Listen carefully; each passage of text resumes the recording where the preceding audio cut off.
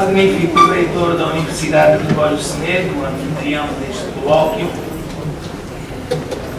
venerando conselheiro presidente jubilado do Tribunal Supremo, Dr. Cristiano André, distintos professores, magistrados, debatedores, caros estudantes. Eu agradeço o convite que foi dirigido para aqui estar e a oportunidade e a honra de poder aqui pronunciar-vos algumas palavras. Eu cumprimento todos os ilustres participantes, felicito a Universidade de Gregório Semedo pela iniciativa e também por este modelo que para mim é novo de apresentação e debate de um tema. Estivemos até este momento a falar sobre ensino do direito e por isso quero aproveitar esta oportunidade para dirigir uma saudação muito particular a três pessoas que estão aqui nesta sessão. Eu refiro-me aos professores Vasco Brandão Ramos, ao professor Fernando Oliveira e ao professor Carlos Freitas. Vocês foram meus professores. E quero, perante esta Assembleia que fala sobre o ensino do direito, dizer que sinto que aquilo que tenho sido profissionalmente na vida, devo-vos a vocês, os meus professores. Se exerço hoje funções de responsabilidade no Estado, não devo a quem me designou para as exercer. Devo-vos a vocês que me formaram e me prepararam profissionalmente para a vida. Um bem-aja, pois, a vocês e aos professores que nos formaram e que iniciaram um ciclo que não tem sido interrompido de formação contínua e agora às centenas, todos os anos, de juristas no nosso país. Enfatizo aqui a grande satisfação que sinto por estar neste meio. Nos últimos 6 anos, por virtude de funções públicas que exerço, tenho estado meio retirado destas lides. E confesso que sinto muitas saudades desses tempos, embora nunca tenha deixado até este momento de dar aulas na minha faculdade, a Faculdade de Direito da Universidade Agostinho Neto. Ainda assim, é sempre uma grande satisfação ter a oportunidade de estar no meio académico, qualidade em que aqui estou agora a apresentar e a debater uma questão. Foi-me pedido que vos falasse sobre o acesso ao direito e à tutela jurisdicional efetiva. Considero, desde logo, que este tema tem uma enorme importância, que lhe vem do facto da questão do acesso ao direito e à proteção jurídica por meio dos tribunais ser um valor intrínseco do Estado de Direito e um princípio estruturante do Estado Constitucional Democrático. Isto é, e por outras palavras, sem a garantia do acesso ao direito e à proteção jurídica através dos tribunais, não há nem pode existir Estado Democrático de Direito. Esta é, pois, a importância do tema. É também um tema que tem uma atualidade particular. É que está em curso, em Angola, a preparação de um processo de reforma do direito e da justiça. E o objetivo de fundo deste processo é justamente o de melhorar e garantir o acesso ao direito por parte dos cidadãos e das instituições e o de melhorar a eficácia dos tribunais judiciais para que estes assegurem a proteção jurídica reclamada pelos cidadãos.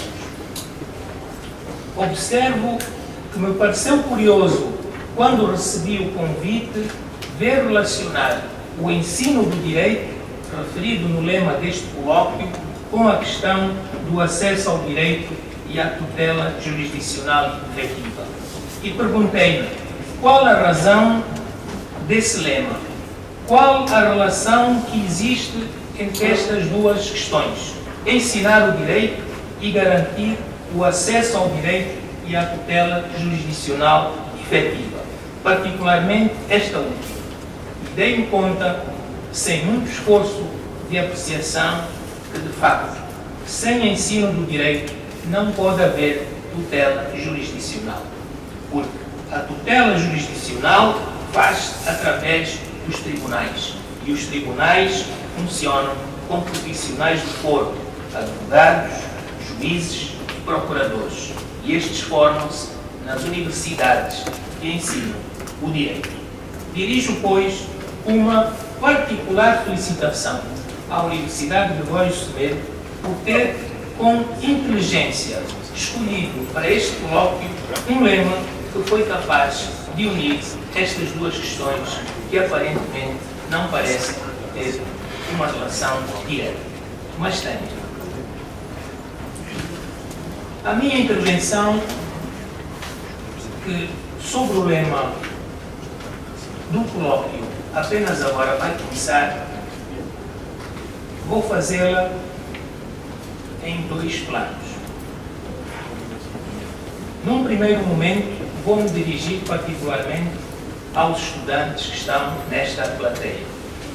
Vou partilhar convosco algumas ideias que tenho sobre o conteúdo e a dimensão deste direito, o acesso ao direito e à tutela jurisdicional efetiva. Num segundo momento, vou provocar os nossos debatedores, colocando-vos questões e apresentando-vos pontos de vista sobre matérias que me parecem mais problemáticas no atual contexto a propósito deste tema. Falando com os estudantes, o acesso ao direito e à tutela jurisdicional efetiva, em bom rigor, o que será? Um direito? Uma garantia, como parece referir o lema, ou um princípio fundamental do Estado? Parece-me que, sendo ao mesmo tempo tudo isso, o acesso ao direito e à tutela jurisdicional efetiva é, acima de tudo, um princípio estruturante do Estado democrático de direito. É também uma garantia do Estado constitucional democrático, mas na prática, tal como vemos, é sobretudo um complexo de direitos, do qual emanam vários direitos, todos eles considerados pela Constituição da República de Angola como direitos fundamentais. A nossa Constituição consagra o direito de acesso ao direito e à tutela jurisdicional efetiva expressamente e sem dúvidas no seu artigo 29º, um artigo que se situa no capítulo de Princípios Gerais do seu título 2º, dedicado aos direitos e deveres fundamentais. Peço que me acompanhem nesta breve leitura ao artigo 29º, cuja epígrafe é exatamente aquela de que estamos a falar: acesso ao direito e tutela jurisdicional efetiva. Diz a Constituição: a todos é assegurado o acesso ao direito e o acesso aos tribunais para a defesa dos seus direitos e interesses legalmente protegidos. Não pode a justiça ser denegada por insuficiência de meios econômicos. Todos têm direito, nos termos da lei, à informação e à consulta jurídica.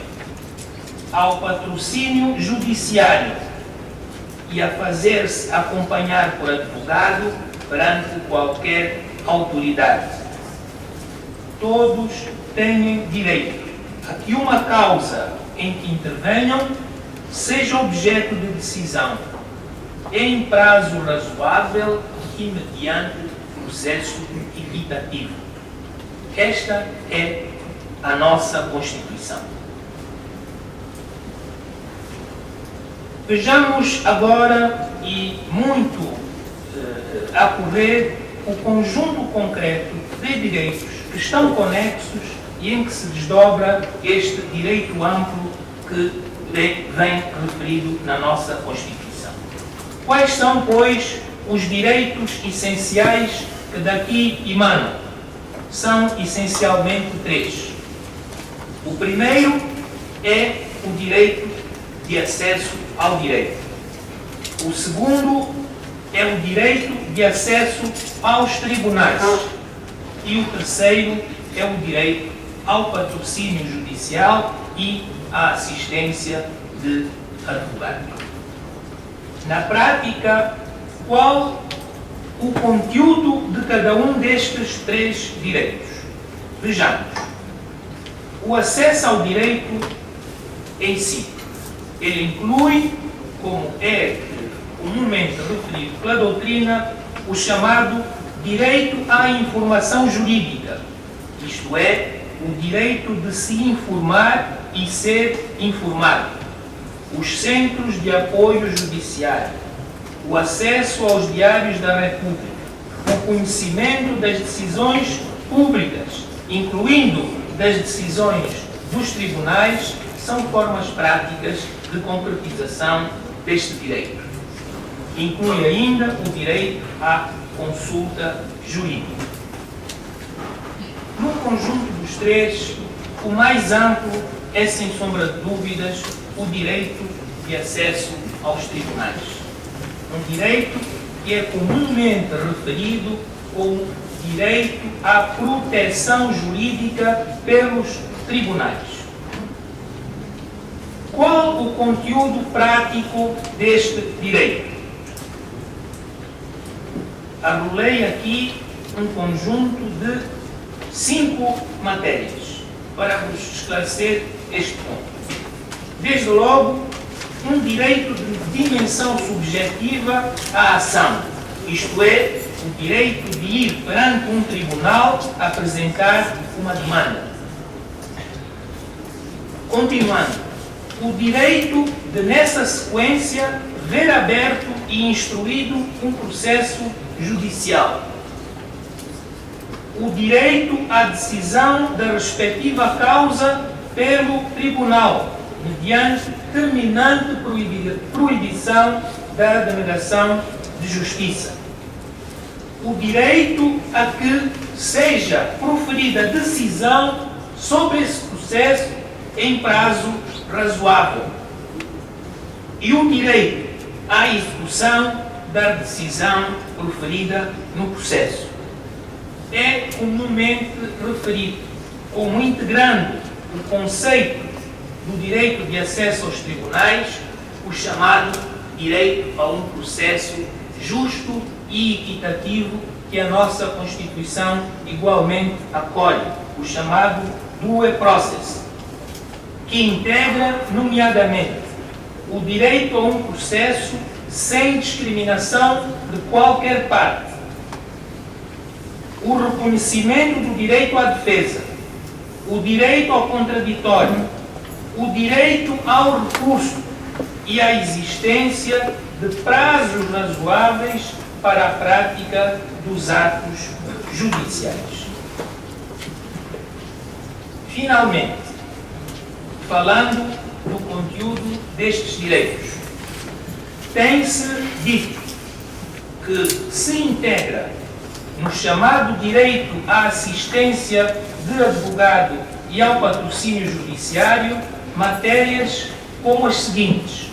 Refiro-me particularmente àquelas que vêm consagradas na Constituição da República. O direito de se fazer acompanhar por advogado perante qualquer autoridade. Artigo 29º, número 2.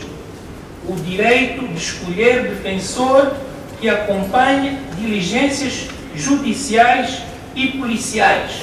Artigo 63º, a linha D. O direito de informar e contactar o seu advogado quando necessite. Artigo 63º. O direito de consultar advogado antes de prestar qualquer declaração. A linha E do artigo 63 da Constituição.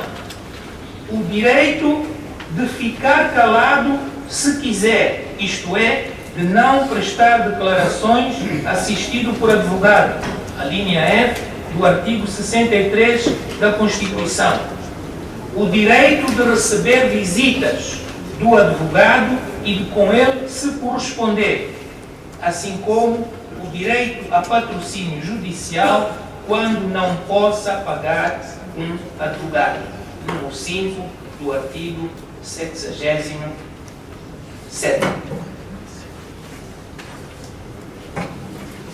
Entro agora na segunda e última parte da minha intervenção e dirijo-me particularmente aos debatedores.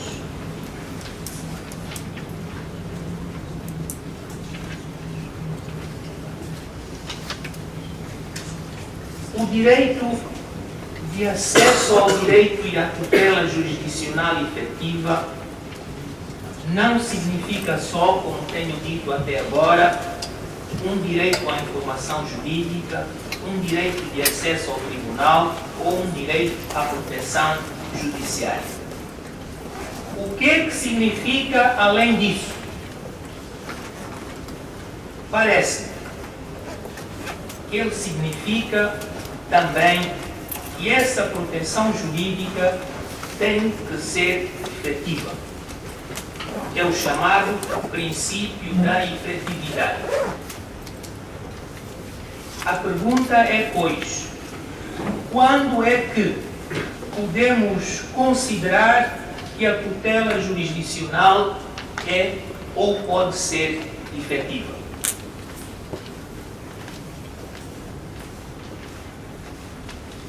Proponho-vos um conjunto de 3 pontos para a resposta a esta questão. O primeiro é: a tutela jurisdicional pode ser efetiva quando os tipos de ações ou recursos que existem na ordem jurídica são adequados, são suficientes e são capazes para satisfazer a demanda e a necessidade de justiça. Já é assim em Angola, neste momento? O meu entendimento é o de que, infelizmente, não temos ainda entre nós uma correspondência entre aquilo que é o acervo de direitos materiais que a Constituição e a lei reconhecem e os correspondentes direitos processuais. Quero com isto dizer que me parece que nós temos, no bom sentido, uma inflação, entre aspas, em matéria de reconhecimento de direitos, mas temos um déficit acentuado em matéria de indicação dos processos que são capazes de fazer a proteção desses direitos em caso de ofensa ou de ameaça de violação. Alguns exemplos apenas do que nos digo. Olhemos para a nossa Constituição. O artigo, primeiro exemplo, 74 da Constituição fala num direito verdadeiramente revolucionário, o chamado direito de ação popular, que em matéria de proteção dos interesses difusos, reconhece aos cidadãos, a título individual ou às organizações que os representam, nomeadamente as associações de interesses específicos, o chamado direito à ação judicial, quando se pretenda anular atos lesivos à saúde pública, ao património público, ao património histórico, ao património cultural, ao meio ambiente, à qualidade de vida, à defesa do consumidor, até à legalidade dos atos da administração e demais interesses coletivos. Onde está o processo deste direito de ação popular? Não existe. Segundo exemplo, o artigo 65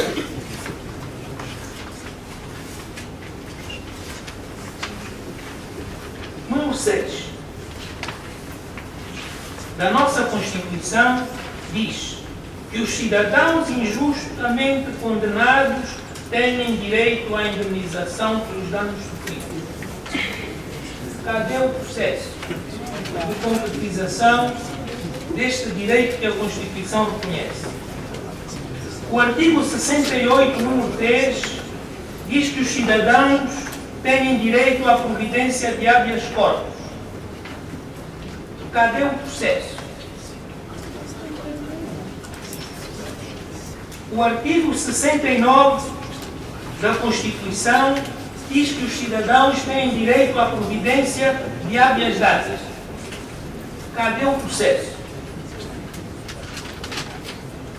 O artigo 29, número 5º, número 5, diz que, para a defesa dos direitos, liberdades e garantias pessoais, a lei assegura aos cidadãos procedimentos judiciais caracterizados pela celeridade e prioridade, de modo a obter tutela efetiva e em tempo útil contra ameaças ou violações desses direitos.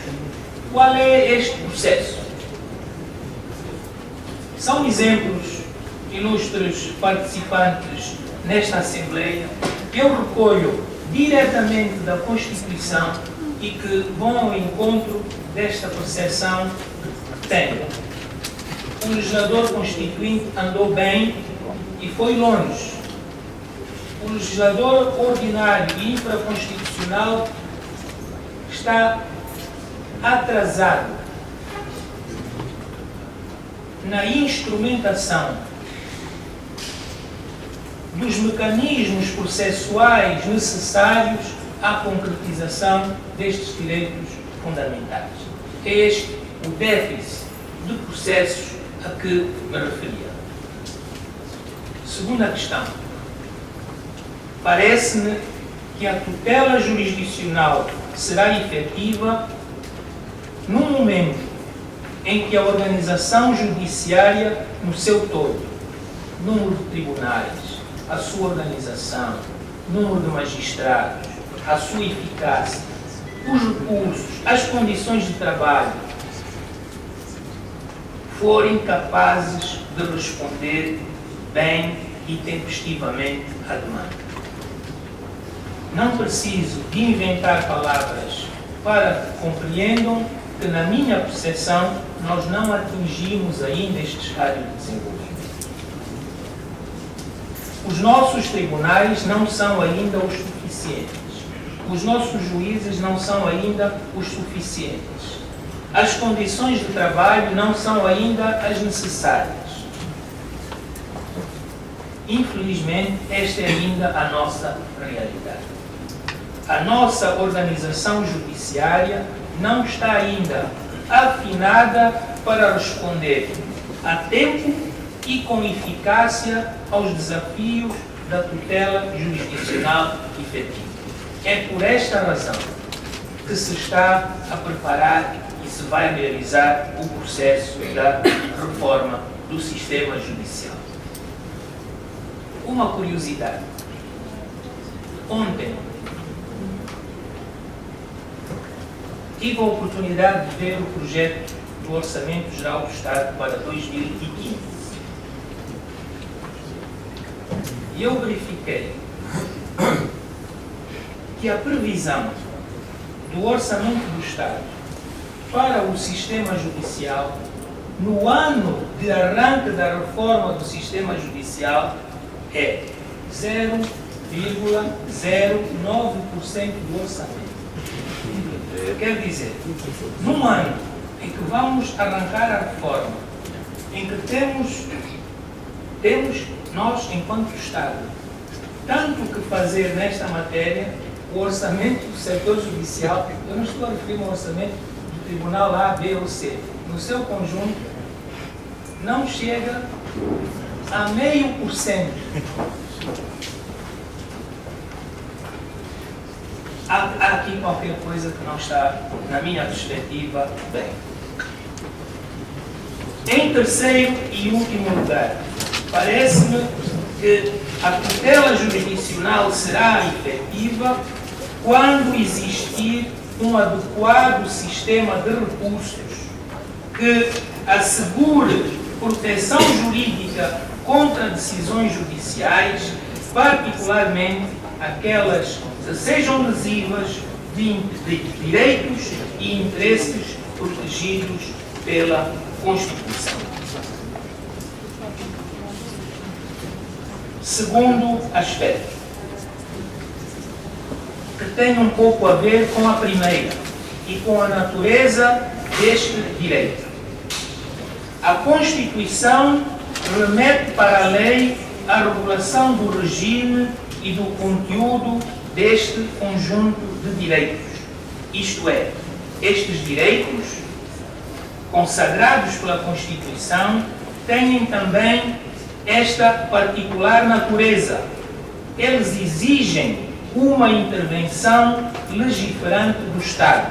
Há, pois, aqui um direito prestacionalmente dependente. É isso mesmo que refere o artigo 29, número 5 da nossa Constituição. Ilustres participantes, finalmente, quero informar-vos que a Comissão de Reforma da Justiça elaborou, e eu tenho aqui comigo, um projeto de lei que designa por Lei do Acesso ao Direito e à Justiça. Este projeto de lei prevê a criação de um Instituto Nacional de Acesso ao Direito e à Justiça com responsabilidade de cuidar do patrocínio judicial e da consulta jurídica. Vai resolver o problema do acesso ao direito e à tutela jurisdicional efetiva. Parece-me que é uma solução ou é uma proposta de decisão no sentido correto, mas esse projeto de lei não vai resolver o problema. A solução é a reforma do modelo de organização judiciária, incluindo a modernização dos processos, o adequado apetrechamento dos tribunais e a dignificação da magistratura, isso sim, o caminho completo para se tornar eficaz e efetivo a proteção jurídica através dos tribunais. Muito obrigado pelo favor da vossa atenção.